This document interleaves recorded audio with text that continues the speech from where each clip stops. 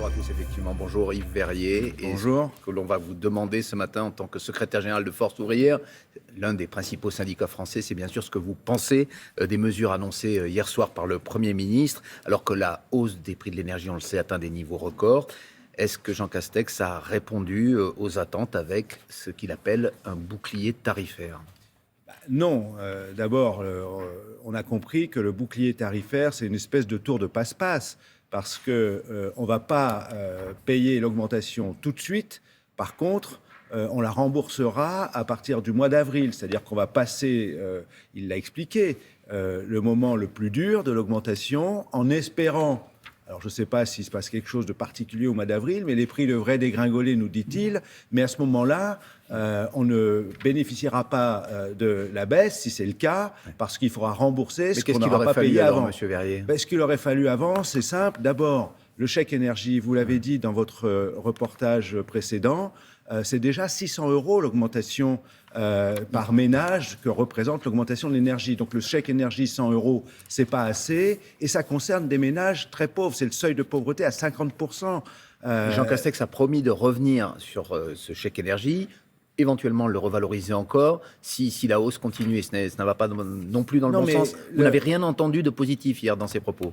Il y a une volonté de freiner l'impact de la hausse, mais in fine, il faudra bien de toute façon la payer. Et j'ajoute, il y a quand même tous ceux qui sont au-dessus ou à peine au-dessus du seuil de pauvreté, qui, eux, ne sont pas concernés par le chèque énergie et pour lesquels, eh bien, ça va taper quand même dans les porte-monnaies. Et je reviens sur la question, c'est celle des salaires, celle de l'assurance chômage, parce qu'on va trouver dans ceux qui vont bénéficier du chèque énergie, parce qu'avec des revenus très faibles, on va trouver là-dedans des demandeurs d'emploi en contrat précaire qui vont, eux, être pénalisés par la réforme de l'assurance chômage qui rentre en vigueur aujourd'hui. Vous parliez des salaires à l'instant. En ce 1er octobre, le SMIC augmente de 35 €.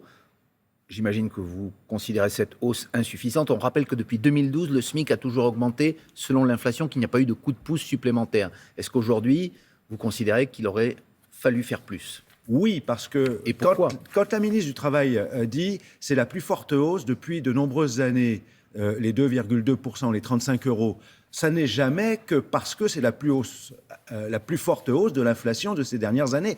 Et cette hausse au 1er octobre n'est que le rattrapage de l'inflation passée. Et encore une fois, c'est cet hiver que la hausse du coût de l'énergie, mais l'impact autour, le prix de l'alimentation, les transports vont taper dans les porte-monnaies. Donc il fallait, oui, donner un vrai coup de pouce au SMIC. Et d'ailleurs, quand le Premier ministre nous dit qu'il invite les branches patronales, parce que ça s'adresse aussi aux organisations patronales, mais qui ne joue pas le jeu, doivent augmenter les salaires parce que rattrapés par le SMIC, c'est bien la démonstration que augmenter le SMIC, c'est un moyen de dynamiser les négociations de branches sur les salaires. Vous connaissez l'argument généralement répondu par les entreprises, c'est qu'on ne peut pas augmenter massivement les salaires sans nuire à leur compétitivité, Monsieur Verrier. Mais aujourd'hui, ils nous disent qu'ils ont du mal à trouver des candidats sur les postes, et certains finissent quand même par reconnaître que c'est lié à la faiblesse des salaires et des conditions de travail et à la qualité des emplois qui est très nettement insuffisante. Il faut donc augmenter les salaires. Par exemple, dans le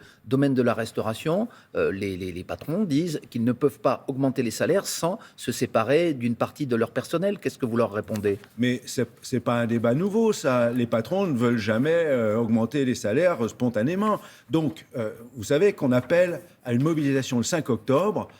Ça va porter sur retraite, assurance chômage, mais également sur les salaires. Et ça concerne, et ça s'est tourné également vers les organisations patronales. Mais vous considérez aujourd'hui que l'augmentation des salaires, c'est une responsabilité que doivent prendre le patronat, ou bien que l'État doit les encourager d'une façon ou d'une autre, en baissant par exemple les charges ou en prenant d'autres mesures ? C'est une double responsabilité, la question des salaires. L'État peut agir sur le SMIC, sur la rémunération de base des fonctionnaires, et les entreprises négocier dans les branches, dans les entreprises. C'est une double responsabilité parce que le gouvernement, le Premier ministre nous dit compter sur l'épargne des ménages pour la relance de l'activité économique. Il dit bien que le pouvoir d'achat, la consommation est un facteur d'économie et donc de création d'emplois. Donc la question des salaires, ça n'est pas l'ennemi de l'emploi, au contraire. On l'a dit, c'est aujourd'hui l'entrée en vigueur de la réforme de l'assurance chômage. Un peu plus d'1 million de demandeurs d'emploi vont percevoir moins qu'ils ne le percevaient jusqu'à présent. Les syndicats ont lutté contre cette mesure qui entre quand même en vigueur. Ils avaient fait un recours devant le Conseil d'État. Est-ce que vous allez en faire un nouveau ? Oui, absolument. Il est prêt. Le gouvernement a joué la montre. Il a déposé son décret au dernier moment, à la veille du 1er octobre, tablant sur le fait que le Conseil d'État aurait moins le temps de se prononcer sur nos recours avant l'entrée en vigueur. Il y a une forme de symbolique, de défi politique. Cela étant, notre recours est prêt. Il va être déposé là en tout début de semaine.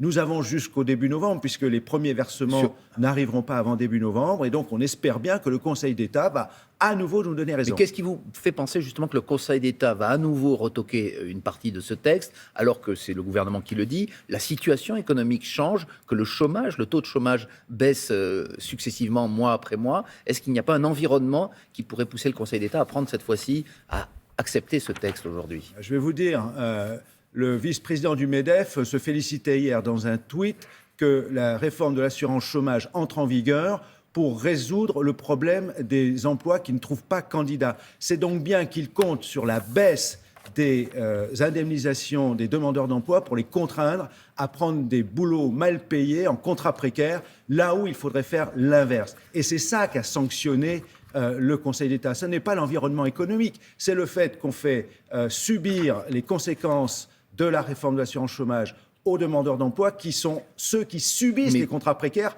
alors que la sanction de l'abus des contrats courts ne viendra qu'en septembre 2022, éventuellement. Vous connaissez la finalité de cette réforme, c'est justement d'éviter cet enchaînement de contrats courts et de périodes de chômage qui aujourd'hui explosent en France et qui pénalisent aussi les salariés. Donc par ce biais, peut-être qu'il y en aura moins.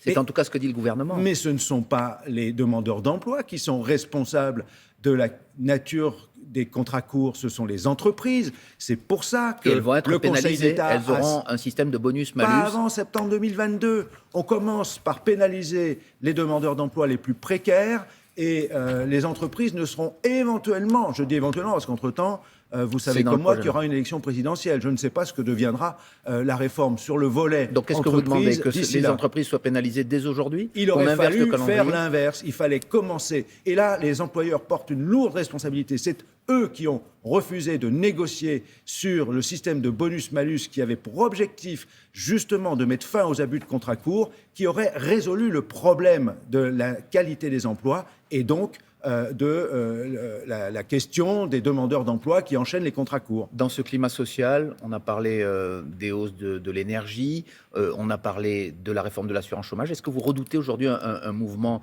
de colère comparable à celui qu'on avait connu avec les Gilets jaunes il y a 3 ans, M. Verrier? Je ne redoute rien. Moi, je sais que nous avons décidé d'appeler à une mobilisation le 5 octobre. Et moi, j'appelle vraiment les salariés à suivre cet appel à mobiliser le 5 octobre parce que vous avez entendu hier aussi, la retraite, c'est l'augmentation de l'âge de la retraite. La réforme, c'est ça. C'est une proposition d'Édouard Philippe, pour l'instant. Oui, mais le Premier ministre a dit qu'il faudra augmenter l'âge de la retraite. Et vous savez... il n'est d'aveugle que celui qui ne veut pas voir que la réforme de la retraite n'a d'autre objectif. C'était déjà l'âge pivot, les 65, 66, 67 ans. Vous y êtes d'ailleurs favorablement plutôt complètement opposé, encore et toujours, à cet allongement. On est déterminé et c'est le 5 octobre. On a intérêt à donner ce signal fort parce que moi, je crains la surenchère pendant la période électorale qui ferait que si les prix sont éventuellement un petit peu contenus avec les mesures annoncées, que par contre l'âge de la retraite ne cesse de grimper d'un cran. La mobilisation syndicale, elle est en sommeil depuis de longs mois avec l'épidémie du Covid. Vous pensez qu'il va y avoir une vraie mobilisation? Vous parlez de cette manifestation du 5 octobre avec des arrêts de travail, des manifestations. Est-ce qu'aujourd'hui l'heure est à la mobilisation?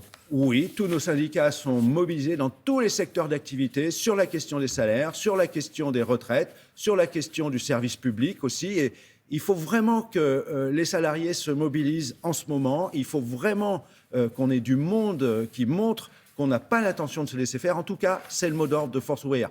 On était là, on est là et on sera là. Eh bien, on vous a entendu ce matin. Merci beaucoup, Yves Verrier, secrétaire général de Force ouvrière.